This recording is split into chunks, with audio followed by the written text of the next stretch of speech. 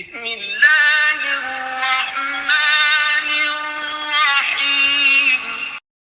ظلم سے بچنے کے لیے ایک شہر سے دوسرے شہر یا کسی ایک جگہ سے دوسری جگہ چلے جانے کو ہجرت کہتے ہیں۔ یہ بات آپ کو پہلے ہی معلوم ہے کہ عرب ملک سمندر کے کنارے پر واقع ہے، اور حجاز جس سمندر کے کنارے پر واقع ہے اس کا نام بحر احمر ہے۔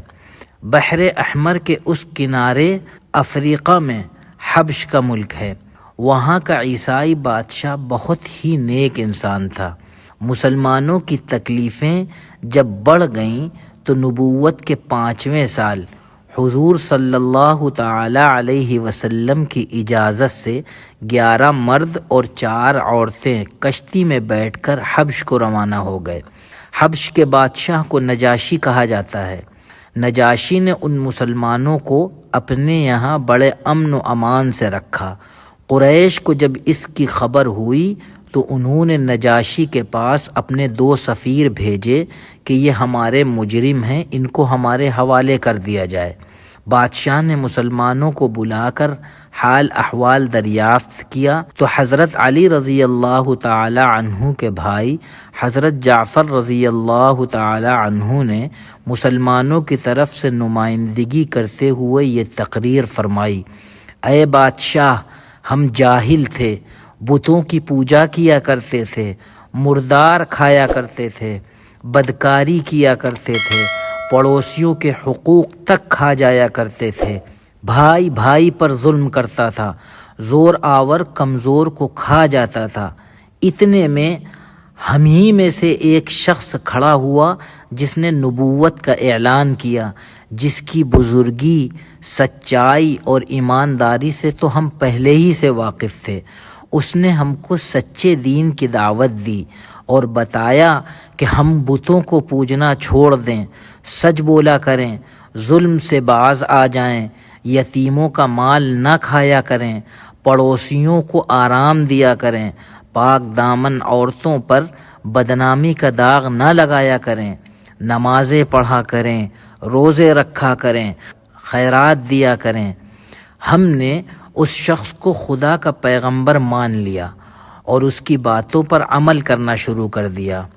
بس اسی جرم پر ہماری قوم ہماری جان کی دشمن بن گئی اور ہم کو مجبور کرنے لگی کہ ہم اس دین کو چھوڑ کر اسی پہلی والی ڈگر پر چل پڑیں۔ نجاشی نے کہا: تمہارے پیغمبر پر جو کلام اترا ہے وہ کہیں سے پڑھ کر ہم کو سناؤ۔ حضرت جعفر رضی اللہ تعالی عنہ نے سورہ مریم کی چند آیتیں تلاوت فرمائیں۔ نجاشی پر ان کا یہ اثر ہوا کہ اس کی آنکھوں سے آنسو جاری ہو گئے۔ پھر کہا: خدا کی قسم، یہ کلام اور انجیل دونوں آپس میں بہت ہی مماثلت رکھتے ہیں۔ یہ کہہ کر قریش کے آدمیوں سے کہا کہ تم واپس چلے جاؤ، میں ان مظلوموں کو واپس کرنے والا نہیں ہوں۔